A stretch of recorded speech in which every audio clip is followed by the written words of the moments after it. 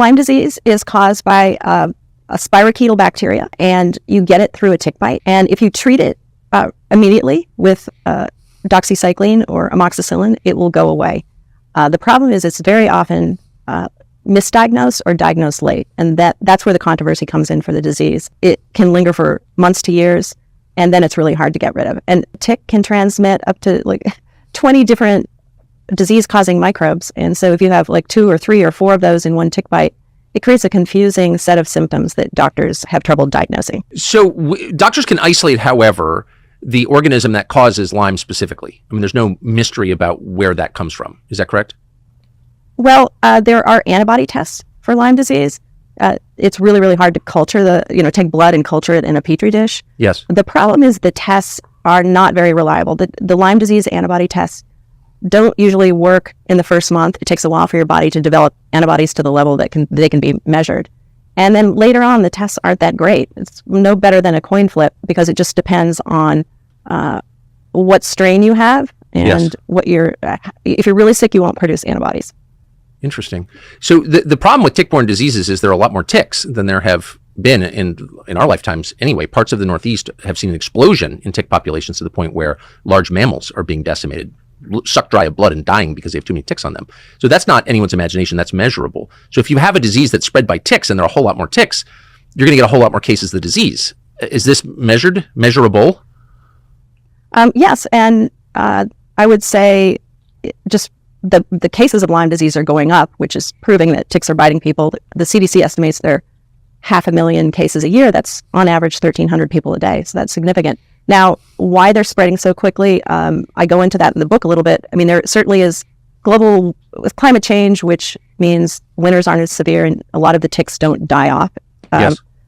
That's true in Maine. And then part of it is people are moving into the woods and are exposed more to the ticks. But it does raise the question, like, how did this, I mean, if you're 75 years old, you did not grow up with Lyme disease.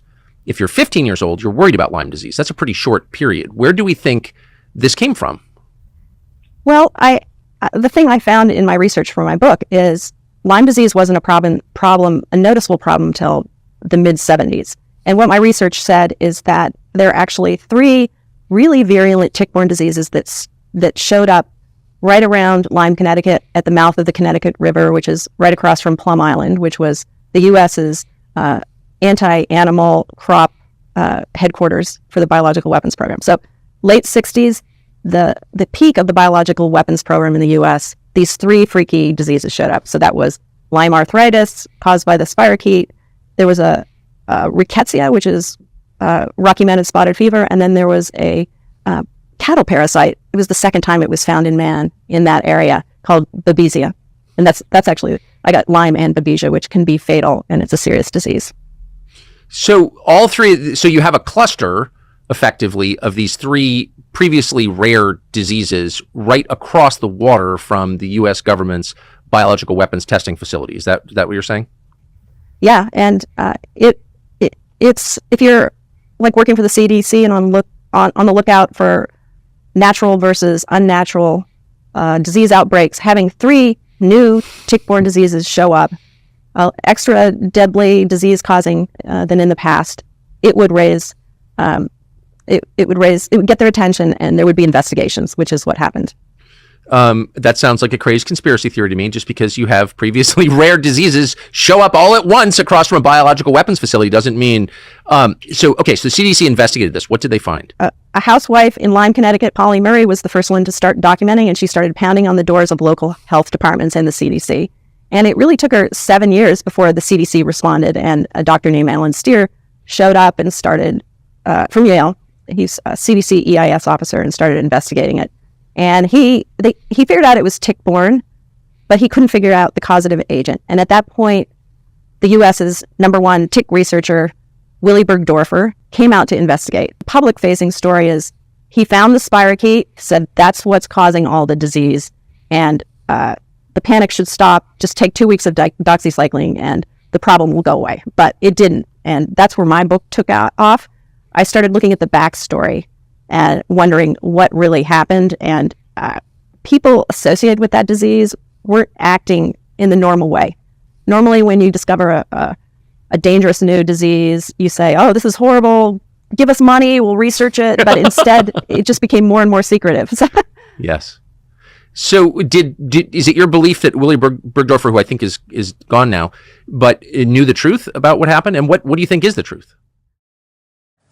Borrelia burgdorferi, known to millions as Lyme disease, infects more than 300,000 Americans a year. It is spread by infected deer ticks. Not treated, it could lead to neurological damage. Now lawmakers want to know, where did infected ticks come from, and is the Pentagon to blame? Congressman Chris Smith points to a secret Army bioweapons program to weaponize ticks in the 1950s. Bioweapons specialists stuffed ticks with pathogens that cause severe disability, disease, even death to potential enemies. Army labs like Plum Island and Fort Detrick, not far from the largest concentration of Lyme cases, were capable of breeding millions of bugs a month. The link was first outlined by Stanford's Chris Newby, who wrote about it in Wybitni, The Secret History of Lyme Disease and Biological Weapons. She interviewed William Bergdorfer, who worked for the U.S. military in the 50s growing microbes inside ticks. They experimented on ticks that could live in cold climates for campaigns against the Russians. Bergdorfer, for whom Lyme disease was named in 1982, suffered from late-stage Parkinson's. He hinted before he died that the outbreak may have been a bioweapons experiment run amok. The concern now is that there might have been accidental leaks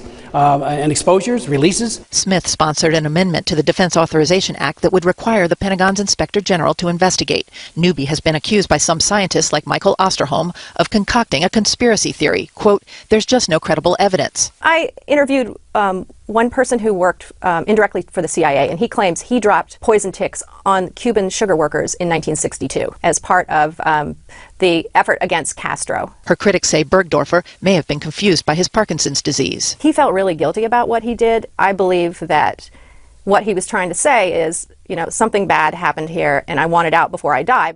The House